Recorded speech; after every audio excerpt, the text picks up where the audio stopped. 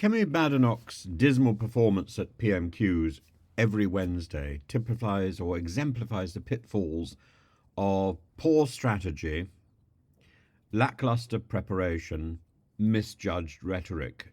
In other words, laziness. Let's look at this in a little bit more detail, because each week it's the same story. Different words, but exactly the same story. Her decision this last week to lead with immigration was a level of imbecility that I think beggars all description. And she used every single question on that. Even recognise, I don't know whether, could she not recognise at the first riposte from Keir Starmer that she'd chosen the wrong subject? Could she not change her tack midstream? No, she couldn't, because she's sticking to a script, and she's accused Starmer of sticking to a script. Immigration is a glaring Conservative weakness post-election. It's bewildering that she should choose this subject. Net migration figures topped 900,000, indefensible for a party claiming to control borders. Starmer exploited this masterfully, pinning the failure squarely on her government, and Badenoch's specific attack regarding deportations backfired spectacularly when Starmer redirected blame to Conservative incompetence. Her inability to predict such was an obvious obvious evidence of her weak strategic planning and the incompetence of her advisers. The second point is that she is long-winded and ineffective.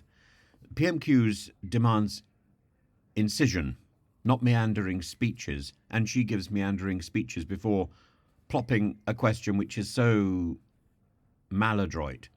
Instead of cornering Starmer with sharp, unanswerable questions, Badenoch indulges in verbose diatribes about Corbyn, Rwanda, her opponent's legal past, fodder for Starmer to pivot into self-congratulatory anecdotes. Her attempts at humour, like claiming Starmer smashed his reputation, fall flat, underscoring her failure to land impactful punches because she doesn't understand how to do clever lines. And she clearly doesn't listen to anybody else. She wants a team around her who are photocopies of herself. Well, that's not going to improve anything, is it? Then there are the missed opportunities, the Conservatives' litany of vulnerabilities: VAT on private school fees, inheritance tax hikes for farmers, winter fuel payment cuts. All of these offer fertile ground for Badenoch, and yet she ignores these voter-relevant issues in favour of abstract rhetoric and weak gags.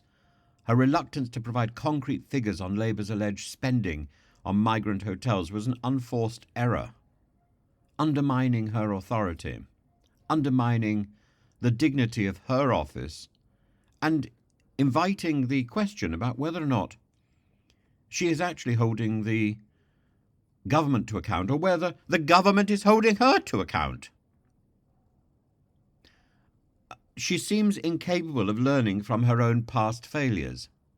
She relies on the same tired tactics, the same tired attacks, the same tired methodology that failed to prevent a Labour landslide, and it suggests a refusal or an inability to adapt.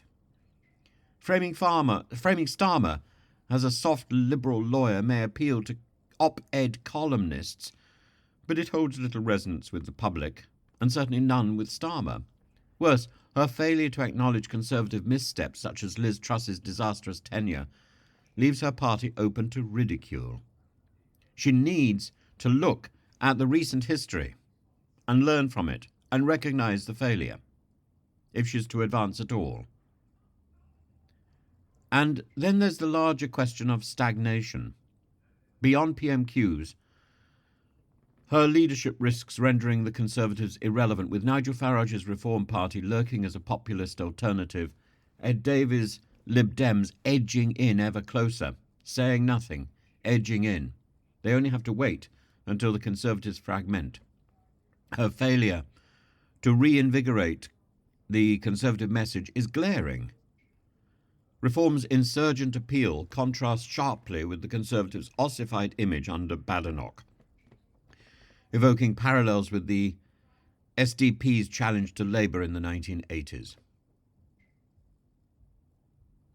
Badenoch's PMQ's performance is a microcosm of a broader malaise: poor judgment, ineffective, inane communication, strategic inertia.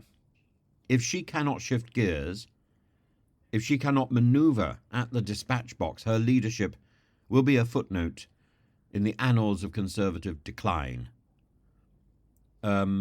Regicide, after all, remains a Tory tradition, and she will be pulled down within a matter of months, I imagine.